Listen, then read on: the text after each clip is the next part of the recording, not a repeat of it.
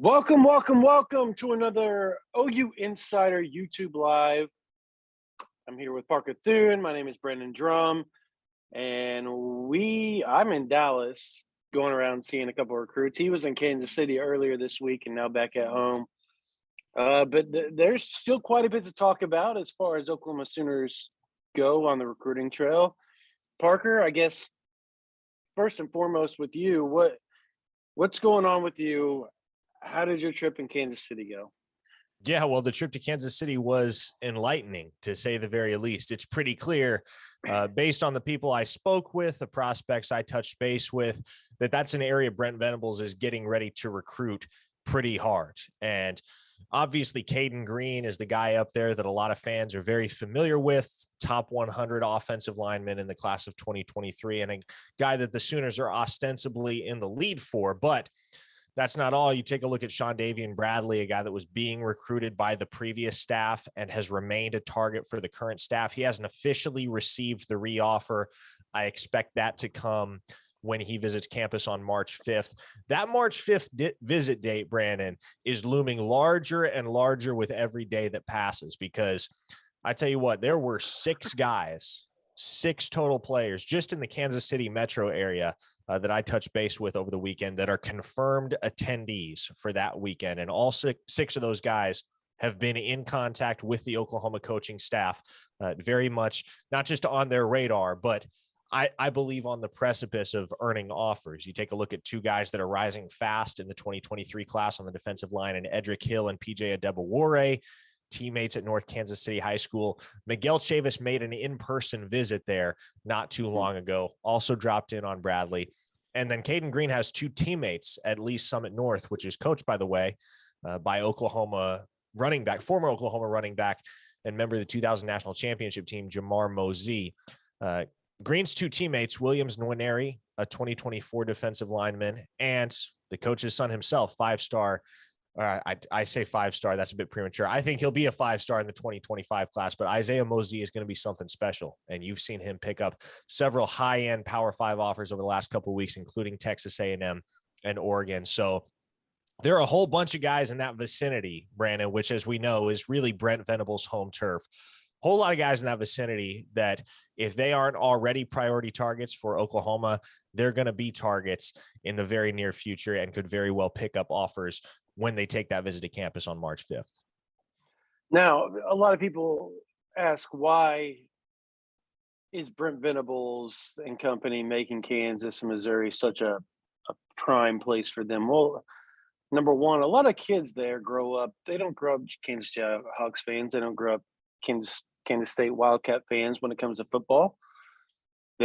Some grow up Nebraska fans, obviously. Some grow up Missouri fans. Obviously some grow up Kansas State and Kansas fans. But that's few and far between.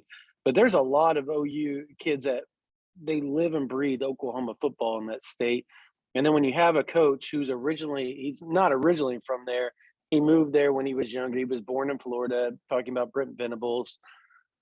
His father, or whoever it was in the military. He moved, and when that was over with, they moved to Kansas. And from that point on, he was a Kansanian, a Kansan, I believe, is the correct term.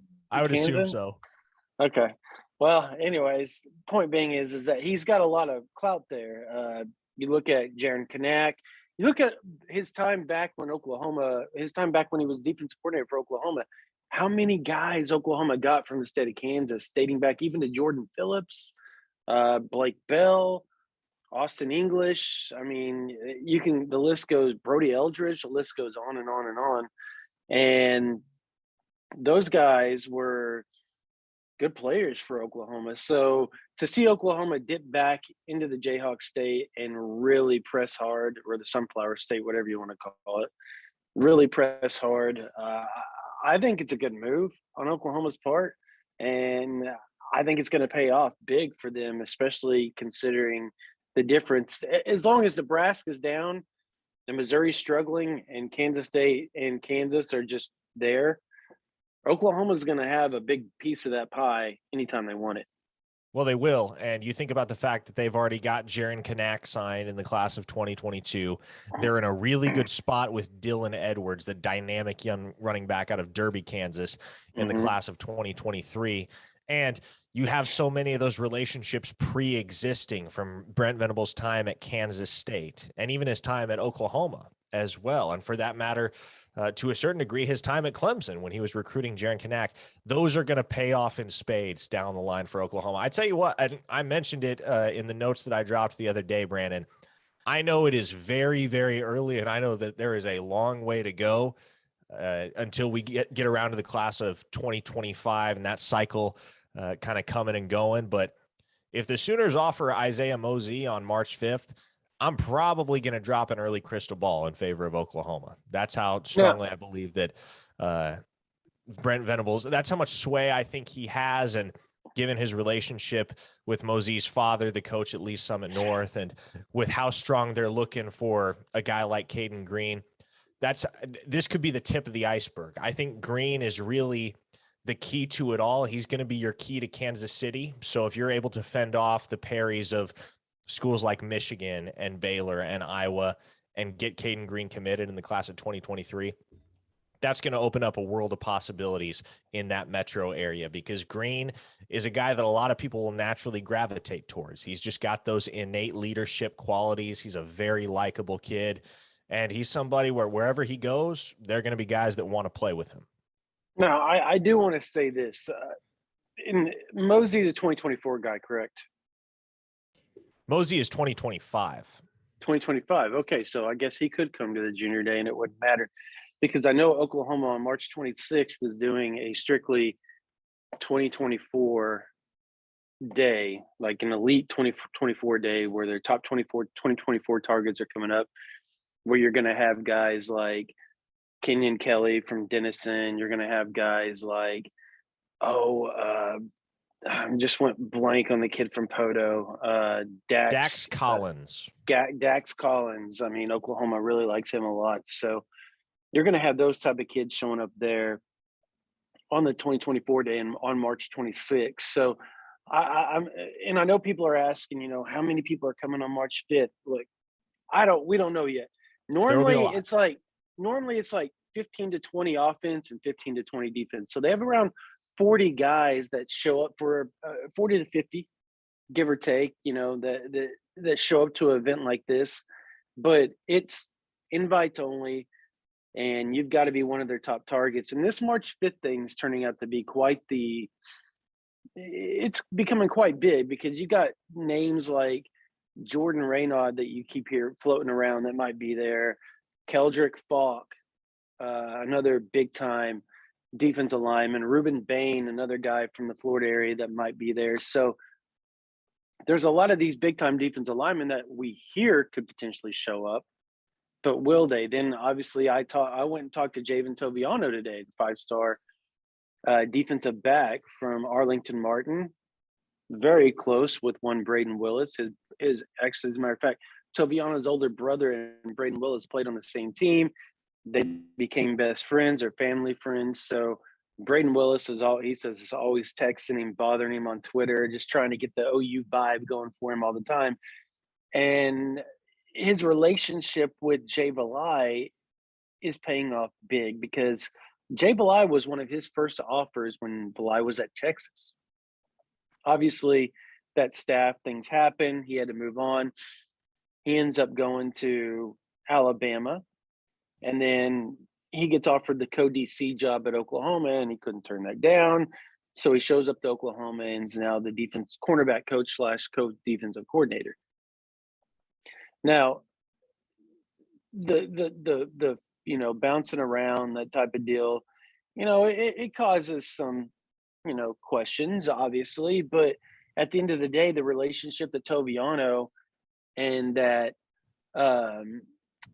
Jay Valai have is just, it's paid off huge. And he's looking to make another trip up to Oklahoma and really get to know this new staff, because he was really, really close with the old staff, to the point where a lot of people thought Oklahoma was trending for Toviano before Lincoln Riley left for USC. So we'll see how it plays out.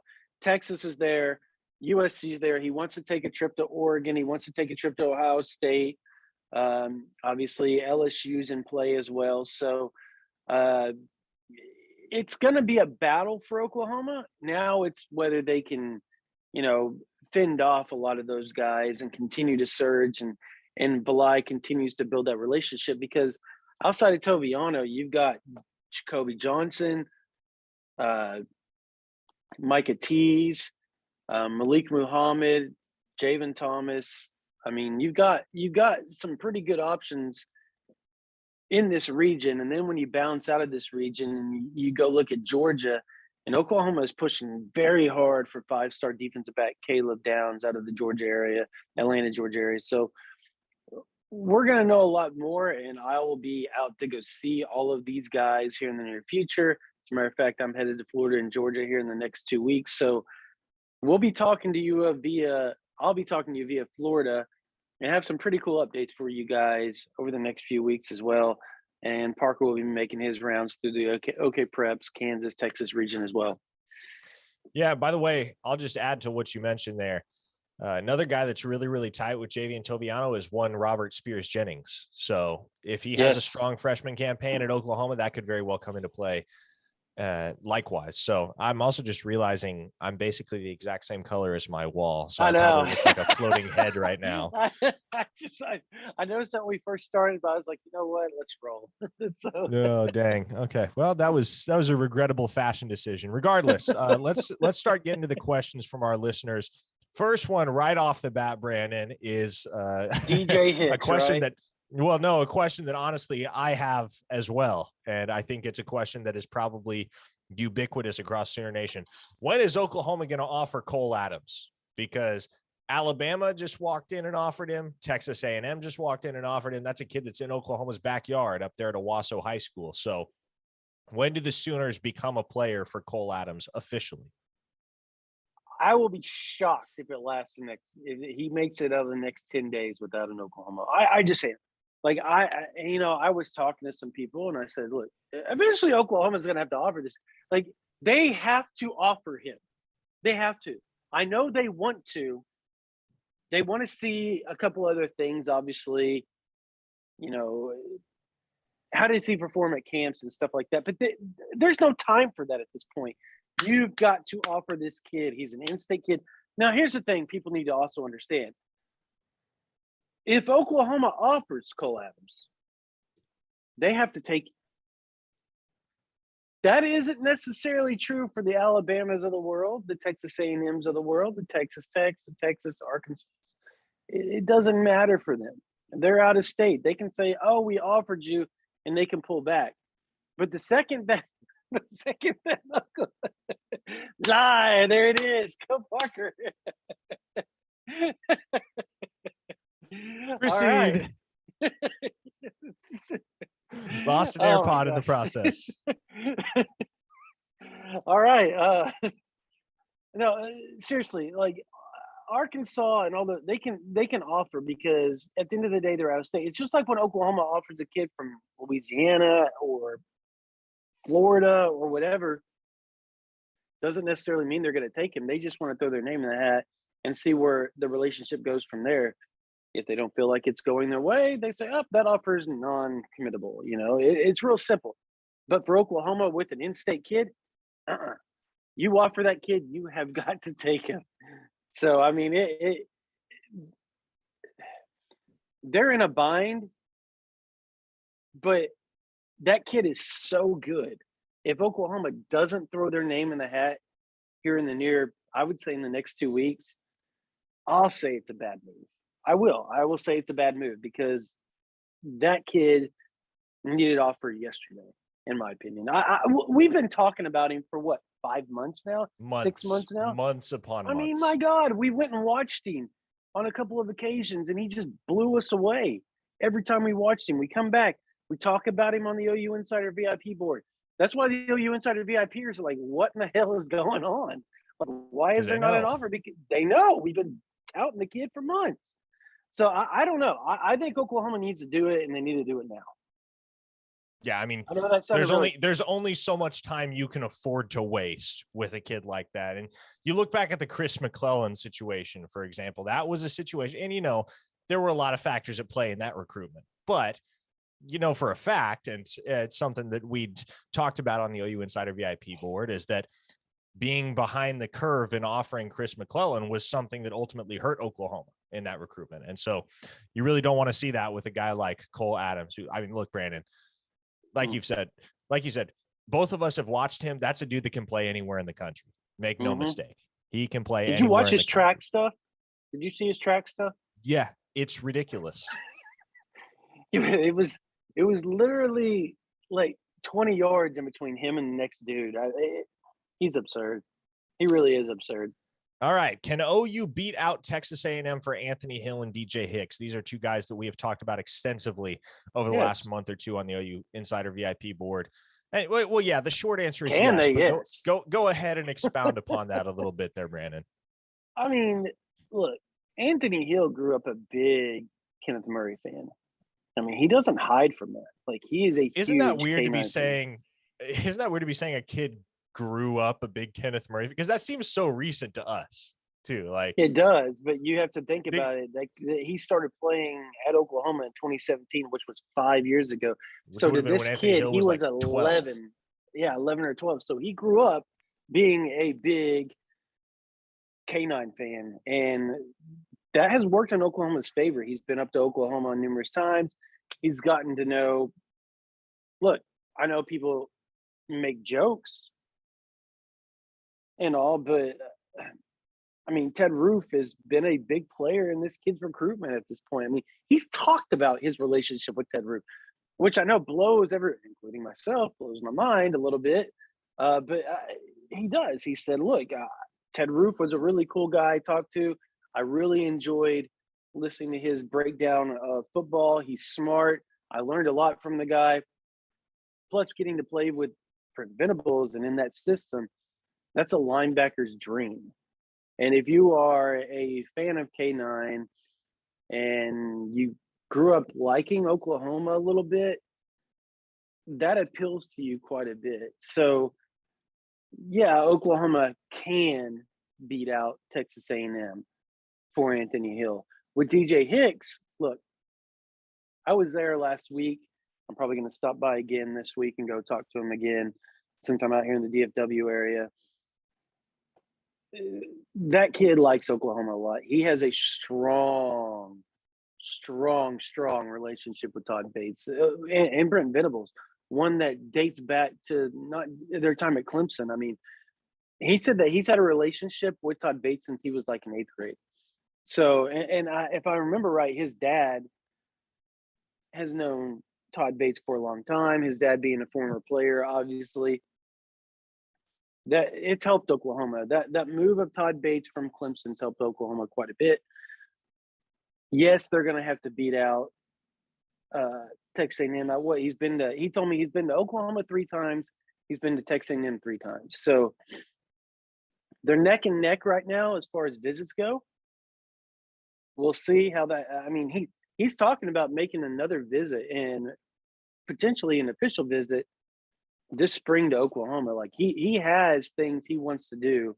He isn't going to announce until the Under Armour game in January. So this thing's going to play out for a long time, which could work out in Oklahoma's favor if they really do have a good season defensively and show an uptick. And you see Pierre Winfrey get drafted, Benito get drafted. I mean, the longer this plays out, the more Oklahoma can sell the fact that they've started to produce defensive linemen, even though it was a previous regime. Todd Bates Lincoln Riley and Alex Grinch developed all those guys, Brandon. Yeah, I know, right? Like, I'm not even going to go there right now. We're not going there because that'll just start a feud, and that'll start me and you just a bash fest of what went on last year.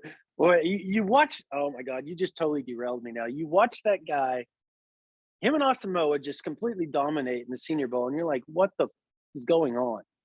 Seriously. What is going on? How did they not do that during the season? Asamoah played great every time he was in there, right? Like he had a really good, last 6 or 7 games, he played really, really strong, right? Down the stretch, yes. What were they doing, Perry and Winfrey? I don't. My hands are up. My hands are up. I digress, everybody. I didn't thank you, Parker, for that. You knew exactly what to do, man. I always do. I know. All right.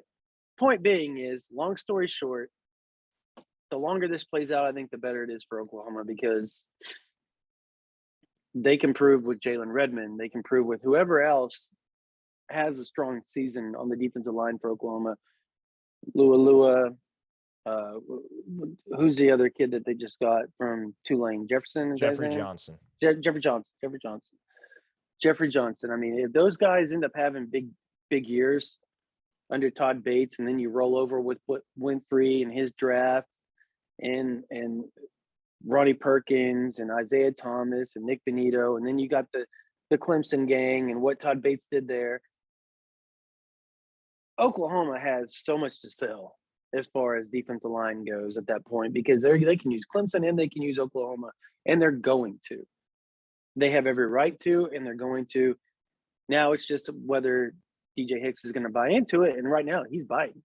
He's buying completely into it, and Oklahoma's right up there near the top with him. He's battling. I think it's an A&M, Oklahoma, Texas is there, Alabama, Georgia, those type of schools. Everybody's there buying, but I think Texas A&M and Oklahoma. I think this is going to be. I don't know, Parker. You agree with me on this? Think it's going to be Texas A&M, Oklahoma in the end? I do, and I don't think Texas is completely out of the picture, so I'm glad you looped them in there as well. I do think it's ultimately going to come down. They're not out of the picture. Yeah, I do think it's going to come down to one of those three schools. And, we got asked on the VIP board a couple days ago, Brandon, what the odds are, or how confident would you be on a scale of 1 to 10 that Oklahoma lands more than one 5-star in the 2023 class? And you were pretty confident. I think you said, what, 7? 7 out of 10 is your confidence level that Oklahoma secures? What, they get a 5-star? 5 stars? Mm-hmm. No, they said 1 5-star. Oh, okay. Yeah, 1 5-star. Yeah, I'm pretty confident Oklahoma they secure a 5-star almost every year, so I'm hoping they can secure 1. I mean, that's a pretty easy bet, right? And I would say there's also a pretty decent chance they end up with multiple. And not really clear who that is at this point. There are a lot of options on the table in that class of 2023, a lot of really high-end guys that Oklahoma's going to be in the mix for when it's all said and done, but it is not at all out of the question that Oklahoma could end up with multiple 5-stars. Can I interject real quick? Sure. If Jackson Arnold has a decent season, or a decent camp season, where he's at, what is he, like 45th, 47th, something like that? He's at 72 right now in the composite. Okay, well, where is he at? And I was talking about 247. So, but I guess we'll go composite. So even at 72, who was the quarterback last year that just skyrocketed? It was Drew Aller, who committed to Penn State. Well, not just him. There was another one. Klubnik took a big rise as well. Klubnik, there it was. Klubnik, that's what I'm thinking of. Yeah, Kate Klubnik took a massive jump last year, and he was like in the 100s to start this time, right? I think he was like in the 150s actually at this time last year. So he has a decent camp season, Elite 11, finishes top 2 or 3. The chances of him being a 5-star are very good, because a lot of the 247 top guys think that Jackson Arnold has a chance to be one of the more special quarterbacks in the 2023 class. And by the way, to your point on where he's at in the 24/7 sports rankings, 46th overall, number 6 among quarterbacks. There you go. I mean, he's prime to be a 5-star on 247 right now, as long as he has a decent camp season and a decent senior year, which we all expect that to happen. So again, I think, so again, particularly if that happens. Yeah, I mean that's my point. I think the odds are pretty good that Oklahoma could have a 5-star. I mean, I don't know that Kozart jumps up that high. I mean, I'm not saying he can't, because I think there's a good chance. They're in a prime spot for Jalen Hell, which is another guy that is in 5-star range. So, yeah, hell yeah, Oklahoma could have 1 or 2 5-stars in the 2023 class, and maybe more than that. I mean, it's February. I mean, we don't even know what the rate. Robert Spears Jennings jumped like 1,200 points to get into the top 150. So this is all bets are off in February. Promise you. Yeah, well, you bring up a really good point with Robert Spears Jennings. I think it matters way more what you do second half of your junior year on into your senior season than it does at any point before that. And, you look at the opposite effect, guys like Gavin Sawchuk and Gentry Williams that were consensus 5-stars at one point and that eventually dropped further and further down the some we just don't understand why they so, dropped. Well, exactly. And there's Sawchuk, reasons, there's rationales for everything. I never understood it. I never understood that one. I still don't. I don't understand how a dude that broke every record in Colorado preps. And by the way, the guy that he broke, he's pretty good. Last I heard, he turned out to be pretty dang good. Yes. Christian McCaffrey. I mean, I don't know. Whatever. I guess my point is that sometimes it's a head scratcher. We don't get it. We're not rankers. So I think 247 does the best job, and I'm not biased. I really do think they do the best job because they have the most eyes. We help them as much as we can, but our help is we put in suggestions and they do with it what they will, and that's as much as we can provide in that scenario. I know everybody Brandon wants to know about LeVaris Overton, right? Exactly. LeVaris Overton. I knew that's what you were about to say. Yeah, I tell you what, people I talk to, Brandon, and would love to hear your thoughts on this as well, but people I talk to are cautiously optimistic that OU could be the spot. And I know anytime you get in a battle with Texas A&M, particularly with how well they've recruited over the last year, you kind of got to guard that sense of optimism, just because so many of these guys, it'll look for all the world like they're going one place, like the Evan Stewart situation, for instance. And then at the end of it all, it loops back around and they're at Texas A&M. So I'll say this much though. This is looking like an Oklahoma-Texas A&M battle. Those are the two schools that it's likely going to come down to. It seems to happen quite a bit here lately. Oklahoma's won their fair share. Texas A&M's won a lot. The kid is a legacy for Texas A&M. He's a legacy for Oklahoma. Mama went to A&M. Daddy worked at A&M. Daddy played and graduated from Oklahoma. People I know that are close and entrenched into that recruitment tell me that it's not as of a done deal to A&M as people perceive it to be. Having said that, I'm underneath the impression, and I've kept this the whole time, I'll believe it when I see it. Yes, he's going to take an official visit to Oklahoma. Will that official visit make a difference? We'll see. One thing we do know about LeVaris Overton is that he wanted a Clemson offer really bad. He had a great relationship with Overton, with Todd Bates and Venables when they were at Clemson, along with Chavis. Like, very, very good relationship. They just knew the rule that they don't offer until after their junior year.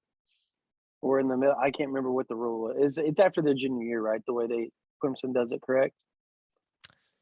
Generally, yes. That is how they operate. So, and they didn't offer. And so the person I talked to, who's, like I said, very tied into this whole deal, told me that the fact that the second they got to Oklahoma, they pounced on it because now Venables is running his own show. He's getting to do what he want to do. He's getting to show, look, I wanted to offer you at Clemson. Dabo's rules didn't allow us to do that. Bam, now we're going to offer you here. They have a chance to make a big move. And will they? We'll see. I still think if you were going to bet, the money line is going to be on A&M. But as the person I talked to, like I said, that's close and entrenched in all this, it's hard to sit there and say A&M is the right spot for him because of all the other 5 stars and all the other guys that they've gotten over the last few years on the defensive line. When the kid can go to an Oregon or an Oklahoma or a place like that out of these top 5 that isn't as stacked. So I think over the next,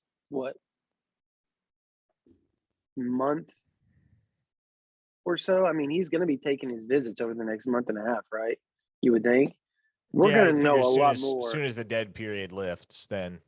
Yeah, you're running on a very constrained timetable right now with the reclassification. Well, I mean, are you though? Because what was the kid that went to Ohio State that announced in July, right? Yeah, that's true. JT didn't announce until Yeah, July. JT Tuilamasua didn't announce. Yeah, I mean, so I don't think he's going to play it like that, though. I really don't. I think this is going to be maybe by middle of April, we should have a pretty good indication of what's going on with him. That's just my guess. Here's the $1 million question. Who decides first, Josh Conerly or LeVaris Overton? Conerly. I'm going to go Conerly. I probably would too, but because he said he has a definitive, like he's announcing in March. He said that. And I know people are going to go, okay, well, what about Conerly? What's the deal with him? Well, I mean, the same old. He's waiting to take his final, 2 or 3 visits, right? He took Oklahoma and so he's taken Michigan, Oklahoma, and Miami at this point. So he has 2 official visits. 2 more left. After this. So in March, I think by the 3rd or 4th week of March, I think Oklahoma is in a decent spot. Now, I think what would be interesting is if Oklahoma can get him back for an unofficial visit. Now, if that happens, Oklahoma's in a really good spot, but I don't know. There are some people that think will happen. No, I would think his final OV spots will probably be Oregon and USC, probably either Washington or USC. Kind of depends on if he's feeling Washington still. Of course, that's tough to get a gauge on. It's also tough to gauge. I also wouldn't be surprised if he took another unofficial visit and circle back around to Michigan, because that's the school that's kind of been in the driver's seat for the longest time for Josh Conerly. Yeah. So there's a lot up in the air with that kid, man. And it's the type of thing that I think we're going to have to revisit in March once the dead period officially lifts, because I don't get the sense that there's going to be a whole lot Nothing's that changes change on that front between now and March. So the month of February will be very, very quiet in that regard. I think Michigan and Oklahoma are sitting in a really good spot right now. Now, obviously, the remaining visits are going to be worth it. I wouldn't hold my breath if I was an Oklahoma fan landing him. I'll just put it like that. Like I try to tell people, be shocked, be pleasantly shocked. Don't set yourself up to be upset and be let down. That's the worst thing you can do in these types of situations. I think the smart money right now is on Michigan, particularly with how things have gone down at that school over the last 48 hours, because let me tell you, Josh Gaddis moving on to Miami has suddenly cast play calling duties upon Sharon Moore. And that's his lead recruiter. That is his lead recruiter. And that is a guy that has that is a guy that has made things very interesting in the recruitment of Caden Green as well. So that is a guy that wanted to take tight end job at Oklahoma whenever it opened up a few years ago before it was given to Joe John Finley. I know that for a fact. Well, he's a legacy. He's a grad alumni. Well, regardless, the point is Sharon Moore is a guy that can crash the party for Oklahoma in a very big way down the stretch here in 2022 and turning the page onto 2023. So I think Sharon Moore is probably the guy to beat right now for Josh Conerly. And you got to be real wary of Michigan in Caden Green's recruitment, because like I said, that is going to be Caden Green has the opportunity to be the cornerstone of the offensive line class for Oklahoma in the class of 2023. He's number 67 overall right now. Do you still think he ends up at Oklahoma? Yes, I do. That hasn't changed. My crystal ball stands, and until I have legitimate strongly. Yeah, well, and that's the better question. It's not a done deal. That's what I want to emphasize. It is not a done deal. Caden Green is not signed, sealed, and delivered to Oklahoma. They are the leader. Make no mistake about that. But Michigan gained a lot of ground when they hosted him on an unofficial visit last month. And another school that's kind of started to creep into things, and that Green is very much excited to go and visit, is Baylor. That's interesting, isn't it? Baylor's becoming a thorn in a lot of people's side on the recruiting trail here the last couple of months. They're starting to recruit really well. Yes, they are. They're starting to get that. Remember how strong they were recruiting with the previous staff before? I'm talking back before all the accusations, the Hamilton stuff. You know what I'm talking about? Yes. So yeah, I mean they were hard to beat on the recruiting trail at that point because they were the hot team.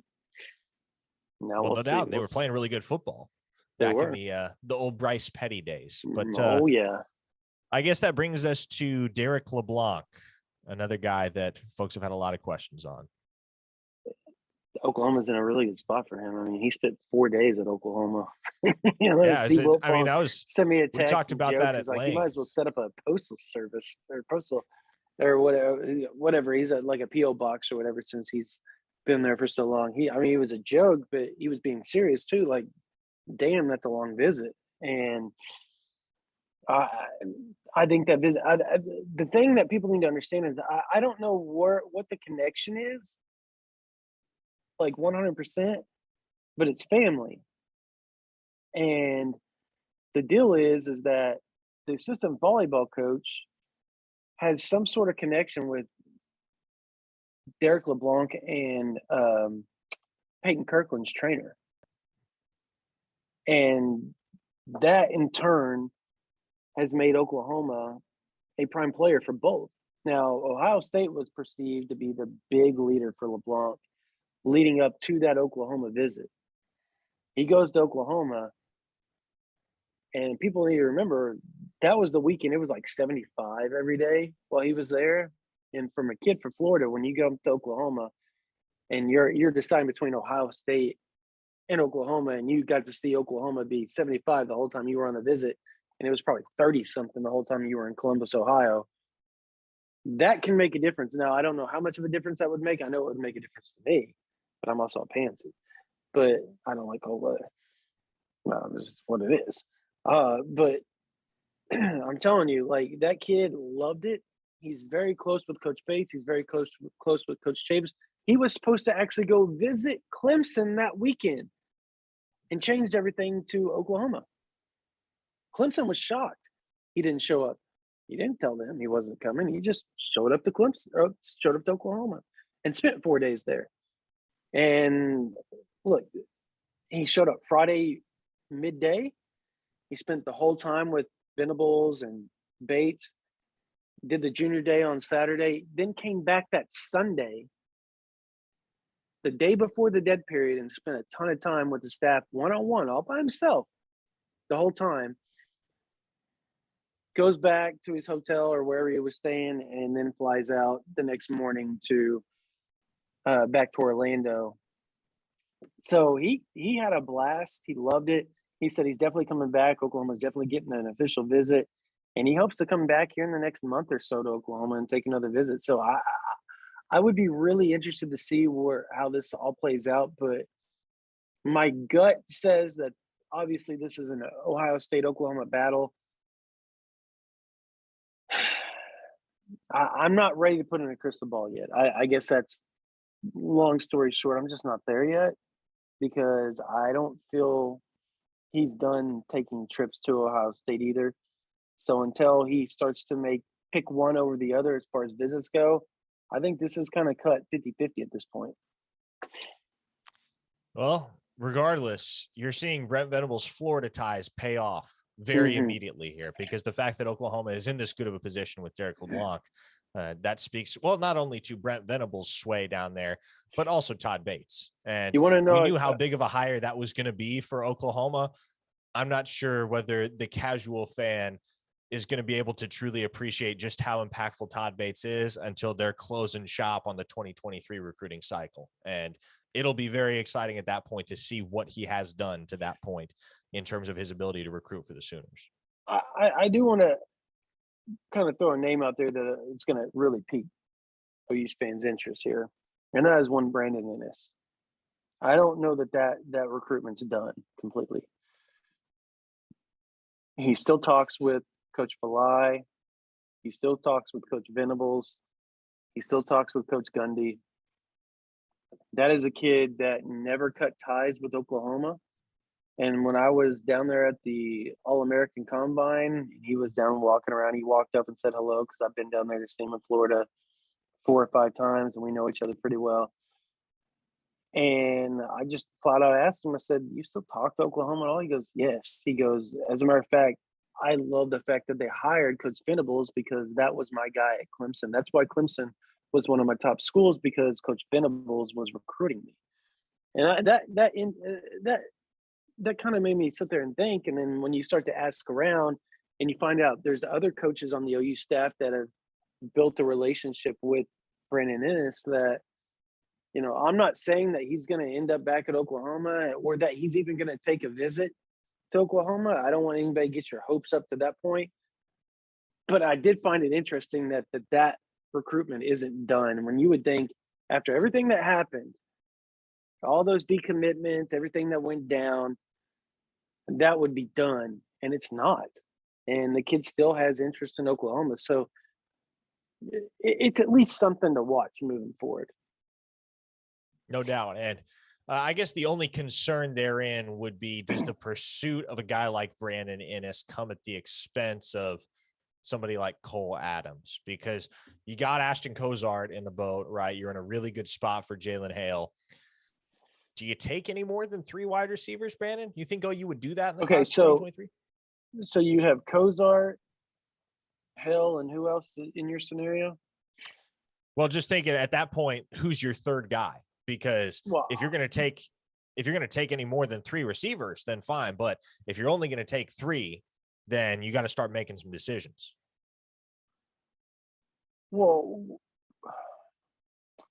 I mean, I'm going over here to the OU offer list real quick because I know at this point, or at least at this juncture, he's listed as a running back. But for my money, I think Dylan Edwards would be your third guy if he was to commit to you. Because he's built more like a slot. Ray League Brown vibes here? That's what I was told that they're looking at him as. Like, he's very much built that way. He's not as thick as Raleek. Therefore, he wouldn't be somebody they would feel comfortable giving the ball a lot out of the backfield. So he'd be more of a slot guy in Oklahoma's offense. So I don't know. He's so fast, it's hard to pass up. And I think, you know, we're sitting here talking about the third guy.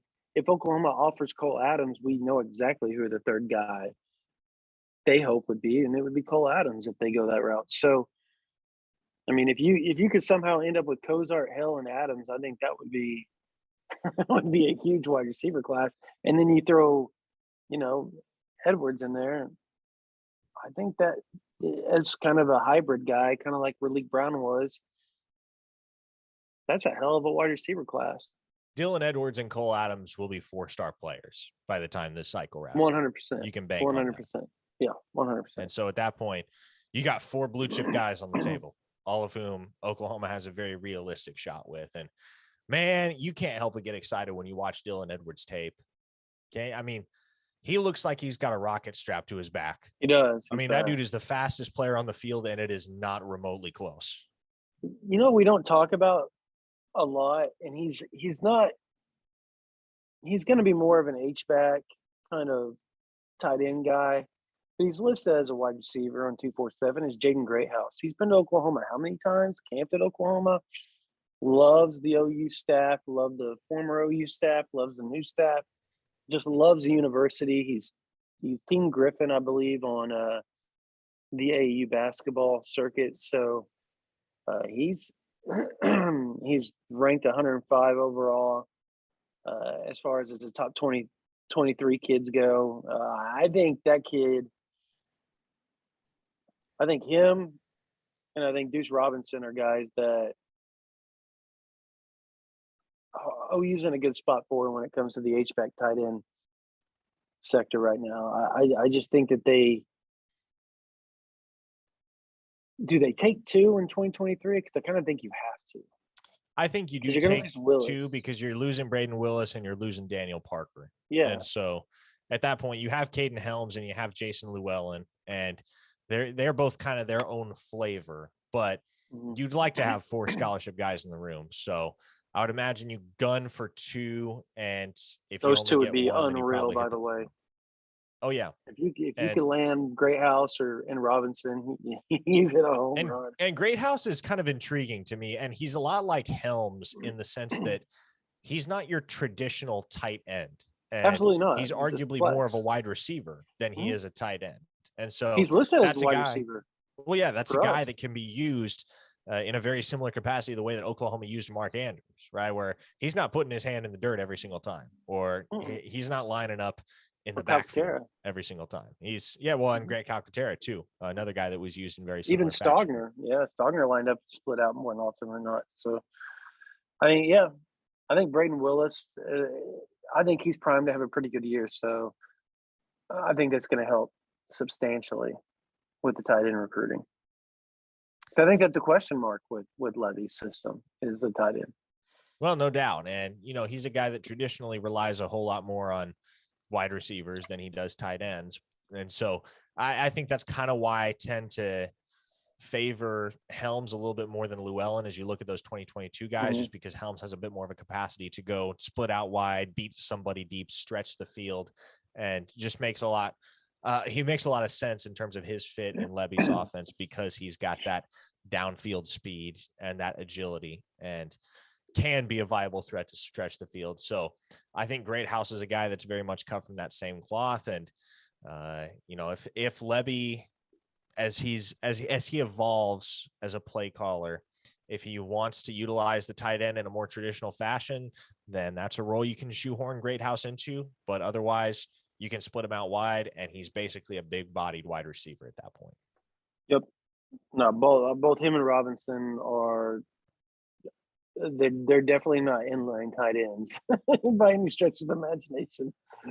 Neither one of them. They're just great athletes overall. Period. Like you said.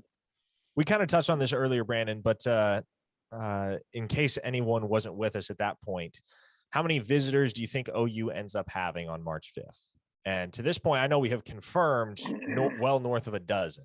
So, okay, what was the question? How many visitors do we have? How many total visitors does Oklahoma end up having on March 5th? I was like, so said we have. I was like, I don't have any visitors. I was like, I don't know. Okay, you're talking about Oklahoma on March 5th. Got you. Yeah, sorry. I was reading the question as it was phrased. Yeah, they said we, and I'm like, wait, what? Okay, fair enough. I think I touched on this a little bit earlier. Look, the last junior day, I believe they had 20 offense, 20 defense. I think this one's going to be bigger, badder, even more talent than previously, and that's crazy to think because the amount of talent at the last junior day was unreal on January 26th. This one, I would say probably 25 offense, 25 defense, give or take a few here or there. And we named Jordan Raynaud, Keldrick Falk, Ruben Baines as possible visitors, possible visitors. I think that's something that needs to be at least looked at by us again, because I keep hearing their name pop up over and over and over. And so far, you hear that they're going to probably be there. That's still a ways out, though. So I think there's a good chance you may even see maybe a DJ Hicks show back up or an Anthony Hill. Like I think Oklahoma's looking to have a big bang on March 5th, and I think in the same retrospect with the 2024 class, when they do their 2024 Elite Day on March 26th, I think they're looking to do the same thing, is have a bunch of big name 2024, 2025 guys there at the March 26th event. So this is going to be interesting because even between those two, the first weekend of March and the second weekend of or the last weekend of March, you're still going to have visitors, unofficial guys sprinkled in there. It's especially with spring going on, a spring ball going on. You got spring break, so you're going to get a break there in between. It's going to be a busy March for OU on the recruiting trail, and then April 1st kicks up, and official visits for 2023 start to happen, and that's where it gets crazy. Is everybody wants to have their official on, the spring game, and with Oklahoma looking to do theirs on April 23rd, I believe, and I believe that's when they're going to do the spring game. They haven't announced it or anything, but I believe that right now is the word that I've heard is most likely April 23rd. But I think Texas is the same weekend when I was talking to a Texas reporter. So if I'm Oklahoma, I might change it just so you're not head to head on the official visits, unofficial visits. But we'll see. I don't know how Oklahoma's going to play that, because obviously you can get official visitors. That's always been a big weekend for Oklahoma, is to really nail that, because they've got to announce Baker Mayfield's statue at some point, right? I mean, it's only been 5 years. My God. Like, it's got to happen at some point. You would think it would be the spring game. And if you're going to do something like that, and aren't they going to have like the Selman statues too? And that something they're doing as well? At this point, I don't know. Like, I would have both of those announced at the same time if you were actually doing that, and have a load of official visitors in there, because and have like your little carnivals and whatever else you like they normally do. I just think that would be a big deal. You just got to hope that the weather's good. I think that's always the coin flip is that, will the weather be good? Will it be bad? Will it be cold? Will it be warm? When it's warm, it's worked out really well for Oklahoma on the recruiting trail. In 2019, they killed it. They killed it. I think it was perfect that night, wasn't it? When they had the nighttime spring game, that was huge. The nighttime spring game. That was huge. The Friday night, that was huge, and that was a big deal for all the recruits as well.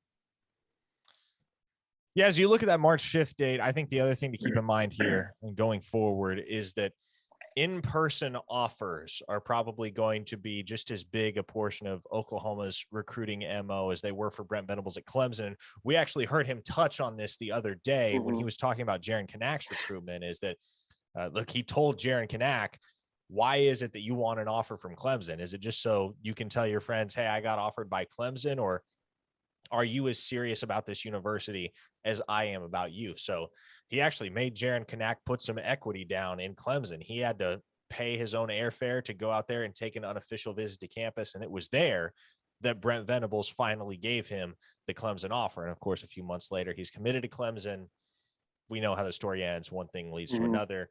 He's at Oklahoma. So I get the impression, just based upon what I know with the early contact that Oklahoma has had with a lot of these kids that they haven't yet offered in the 2023 cycle, that's probably going to be something that Brent Venables does with his guys in the next few years. And throughout his tenure as Oklahoma head coach, is make them show up to campus before you offer them. And there are exceptions, right? We see on social media every week, there'll be a few new offers here and there for guys that live in Georgia and Florida and what have you, particularly those real high-end guys. And I think from that perspective, it's more the type of thing where, you know, you're kind of behind the curve as it is, being a new coach on a new staff and inheriting the broken pieces of what the former head coach left behind. So there's not a whole lot of time you can waste with some of these recruitments. But for the most part, if you want to really gauge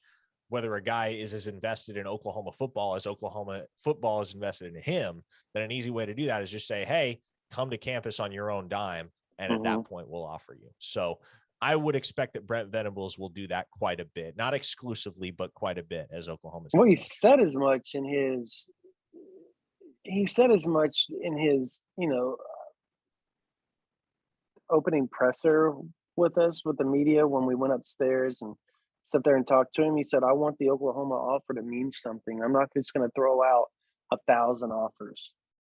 And they really haven't. Like, as much as they've been around the country, they don't have like 200 offers like a lot of these people do. It's still hovering in that 120, 140 range. I think that's what I think they're going to end up about 150, 165-ish, 170-ish in 2023 as far as offers go. And that's about what Oklahoma normally does. They don't throw out as much as, say, like in Alabama or Georgia, where they'll throw out, in Ohio State and all them, where they throw out sometimes 200-300 offers. Half of them aren't committable, but just in case you throw it out there, because you're Alabama, you're Ohio State, you're Georgia, you can come back in if things start. You're at plan C for a position. You can go to that guy and go, remember that offer we gave you back in June? What's with it? Like, where's your head at? So I don't know that Oklahoma's going to ever do that because that's never been how Oklahoma recruits, and I don't think Venables is ever going to do that either. So, as far as the equity goes, I think I agree. I think you're going to have a lot of guys that are from Texas or Missouri or Arkansas or Louisiana or even Tennessee and Mississippi, places like that, that you can get to Oklahoma in like a 10-hour drive or so. Why not? Tell them we'll offer you, but you got to show up and show us that you want to be where we're at. And he's going to play that. And I think you only play that card with guys that you know the second they're offered, you jump straight to the top like a Jaron Kanak. I don't know that you can do that with everybody. You got, you know what I mean? Obviously, you're going to offer the top guys, but even the mid-tier guys, the guys that are like 250 to 400, you don't want to jack around and do that unless you're for sure that the second you throw that offer out that they're going to be right there and you're right at the top. You understand what you get what I'm saying? Yeah, certainly. So I just think that's too risky. Yeah, well, and you look at where Jaron Kanak was, where he was ranked at the time. Jaron Kanak wasn't a top 150 guy at that point in time. Now, he was on the rise for sure, and he was picking up big time offer after big time offer. I think he was a 3-star at that time, wasn't he? Yeah, and I mean, he had Alabama, he had Oklahoma, he had all these big offers from across the country, but nobody, I guess the entire nation didn't know the name Jaron Kanak like they do today. Mm-hmm. And so, well, let me ask you something. I'm just kind of getting away from recruiting with that. The talk on Twitter lately, and I don't pay much attention to this stuff because I think it's just stupid, has been the rankings and some of the people throwing out like Chris Lowe, Stuart Manziel, like all those guys, kind of throwing out rankings, if you will. Wasn't there one that had Oklahoma? They weren't even ranked at all. Yes, that would have been Stuart Mandel. What are your thoughts on that one? I mean, look, I understand if you don't believe Oklahoma is a top 10 team. One year to the next, you have this much change. There are a lot of things that, particularly if you're a national pundit, you're going to be skeptical of, right? And so I understand not having Oklahoma in the top 10. I understand having them not in the top 15. I can even understand not having them in the top 20. I just don't believe that there are 25 college football teams in the nation better than Oklahoma. And I think you would find that the vast majority of people are on the same page in that regard, because sure, you lose Lincoln Riley, and sure, you lose Caleb Williams, and sure, you lose 6 defensive starters, either to the NFL or to the transfer portal. And so you have a lot to They replace. weren't at the bowl game either, mind you. And they looked pretty good on the field without, I'm just throwing it out there. Go ahead. Exactly. So you lose so many guys to the draft and to the portal. You lose your head coach. I understand the skepticism. But at the same time, you got to look at what Oklahoma's brought in. You got to look at the way that they're recruiting. And you got to look at the guy that is the new head coach for the University of Oklahoma. Because as I've said many a time, he's arguably the most qualified first-time head coach in the history of college football. And he said the other day, look, I've coached in 8 national championship games. I have 3 rings to my credit. And I have never been a part of a football program that has not made a bowl game at season's end, which is actually crazy impressive when you think about it. I understand that there's a certain element of chance that goes into that, but to be coaching for 30 years and to have never missed a bowl game, it's pretty impressive. That's pretty impressive. No, my deal is when you go through these rankings, right? You have to look and say, okay, I think your first you have to go in phases, and this is how I would go in my rankings, and this is why I never understood how you can come up with a program like Oklahoma and go not top 25 worthy, and this is why. Number one, you got to go, okay, so they lost such and such here, okay? So they lost 6 guys on offense, 6 guys on defense. Half their starters are gone. They're only returning half their starters. That's great. Now I want to go see what the guys that are returning, what was their output? What was their contribution to the last season? In Oklahoma's case, the way Oklahoma played defense, which obviously Stuart Mandel didn't watch much Oklahoma at all, and he would have known that a lot of those starters played the exact same amount as their backups.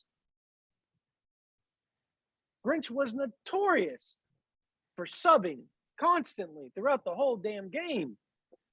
And you would have the second stringer having as many reps as the first stringer sometimes. Blew everybody's mind. It pissed everybody off, but that's the way it worked. So when you look at that, then you go and you look at the bowl game and say, okay, well, these guys set out the bowl game. These guys didn't. These guys are returning that didn't sit out the bowl game, and they performed like this. Oklahoma added this, and this transfer portal guy that's going to come in and instantly play, right? I.e. Dylan Gabriel, i.e. Lua, and who else am I thinking of here?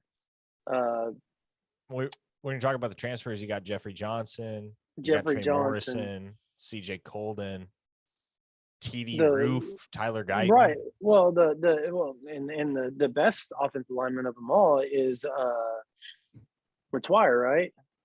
McKay Matwire, yep. Matwire, yeah, McKay Matwire. So I can't ever say his name sorry, right. Jackson Darch. Sarcasm? Yeah, so do you not remember that? When yeah. At the Ranch Steakhouse, they thought Jackson Dart was McCade Matire. Yeah. Anyways, God, it's a big quarterback. It's a huge quarterback. I don't know. My point is that so you look at that, then you got to go look at their past 5 years recruiting. They've been top 10 outside of 1 year. And even that year, the year that they weren't top 10 was 2021. And they finished with a top 5 per commit ranking. Average ranking per commit was top 5.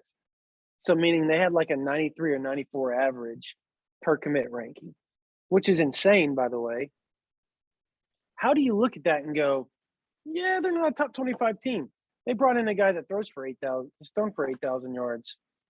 They brought in 2 of the best interior defensive linemen from the American Athletic Conference and the WAC.